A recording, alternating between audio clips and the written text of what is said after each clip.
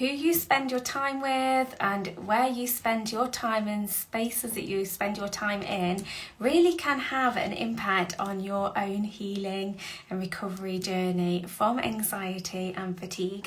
So I'm going to share a personal experience. So when I was in the depths of PTSD, anxiety and chronic fatigue, I searched for answers, and I searched for those answers at times from out of myself. So I went on to like forums and chat spaces and help groups, like informal ones. And I just want to share with you my honest experience of that. And for me, those places were actually really unhelpful and unhealthy for me personally. But I didn't know that necessarily at the time, because I just desperately wanted to find an answer.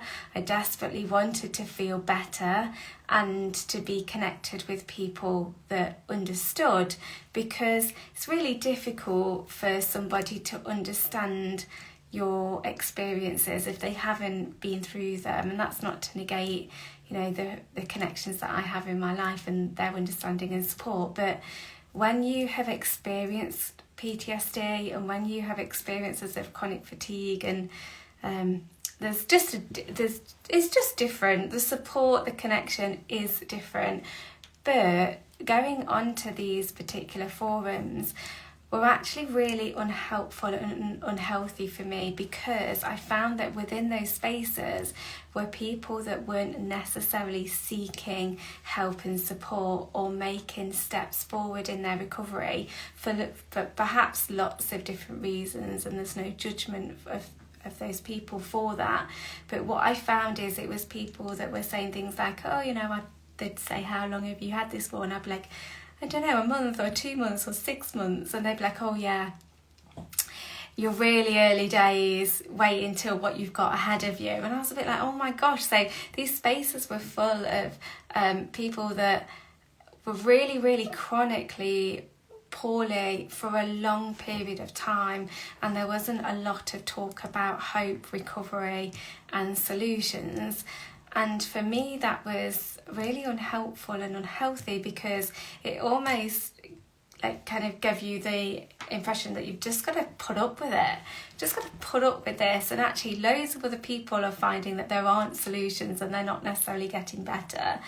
And there were periods of time in my recovery that I perhaps accepted that at times, or were influenced by that at times. So who you surround yourself with and who you have conversations with really has an impact. That's one part of my experience, but also experiences I see with the clients that I work with is sometimes they may be around people that have and they would call it like old-fashioned views around mental health, and it's that that pull your socks up kind of approach and just get on with it. And there is some benefit in distraction, but what I believe to be true about anxiety is it is an alarm. It is your body letting you know that something isn't right. And if you just completely distract it and just get on with it, then that alarm becomes stronger, and it will come up when it can in even stronger ways, and it won't necessarily make any sense because that alarm is now being triggered nowhere near the actual cause of it, so it can be quite confusing. So as much as distraction can be helpful, it can actually be really unhelpful. And also other things that I hear clients say is that other people lack understanding of their difficulties, and they'll just say, just calm down, or it's okay, just get on with it, nothing bad's going to happen. But when you truly don't feel like that, you can see why when somebody's supporting you that doesn't understand anxiety, it can be quite invalidating and it can be quite difficult, because sometimes we don't feel like we can't just get on with it. We actually need a really healthy, strategy to support us in that moment, and just getting on with it doesn't provide us with that. So it isn't necessarily a long-term solution.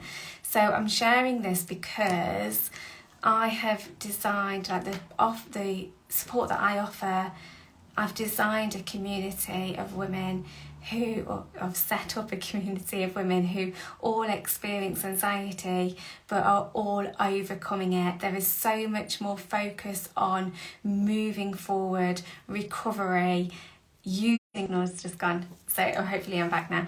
So yeah, using strategies, and there is so much more hope and inspiration within that community, and that helps others to make progress, because no one in there is saying that it's not going to get better, that it's going to be like this for ages. There's no help and support out there, because there absolutely is, and things can be different. But what I would say is, and I mentioned earlier that I often looked for things outside of me, because absolutely I just wanted somebody to make me feel better, because I felt awful. But what I realised is, and when things really started to change for me, is I realised that this was an internal job. And yes, I did seek support from external services, but not just in a way that I thought, well, can you fix me?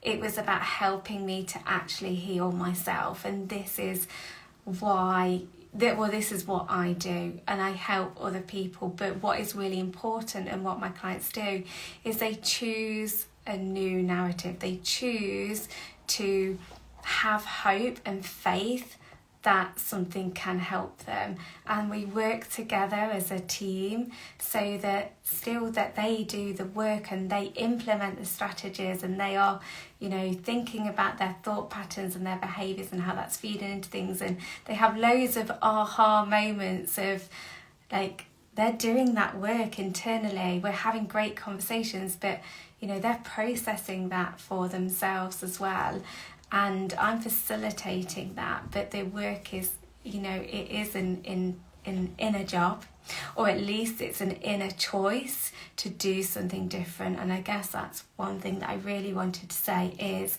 if you want something different, then you've got to be willing to do something different to get a different result.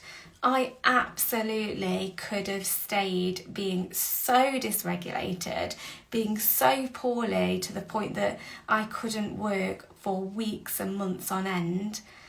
But if I hadn't chose to do something different, then I perhaps would not have had, I wouldn't have had the recovery journey that I have had.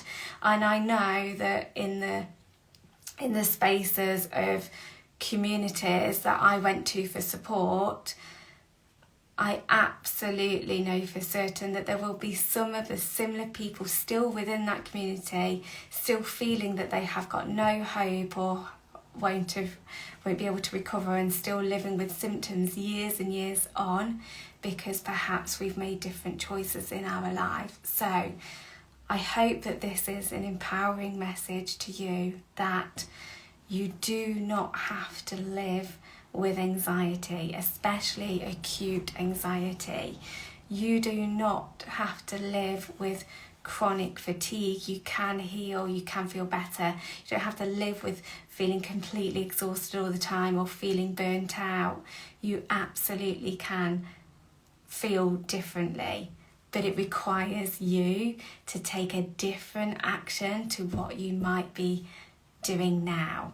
And when you get support from somebody like myself, or a professional who has been there, knows the way, but for me it's not only personal but it's also professional. I was a therapist before I became really unwell. Then it accelerates your own healing journey, because I know what it takes to get to being feeling healed, or feeling calm and in control and confident, or settled and balanced. These are all the things that my clients come to me for. So I hope that this was an empowering message. If you would love to continue this conversation, I love connecting with you. So just pop me a DM. You're very welcome to ask any questions. I'd love to start a conversation with you.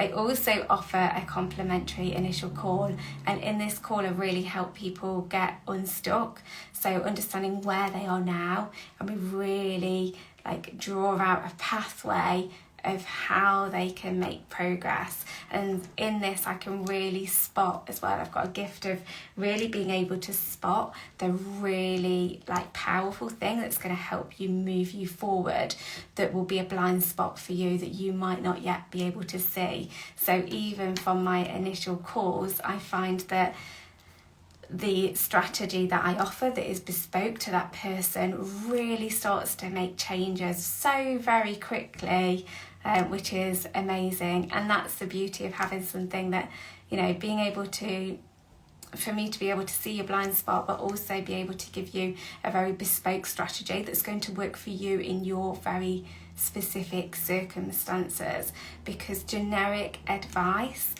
isn't for you, it's generic. So okay, so I'm going to stop there because I could talk about this all day, but thank you very much for being here and listening. I'd love to continue this conversation with you if you feel called and aligned to, and I will speak to you soon. Bye for now.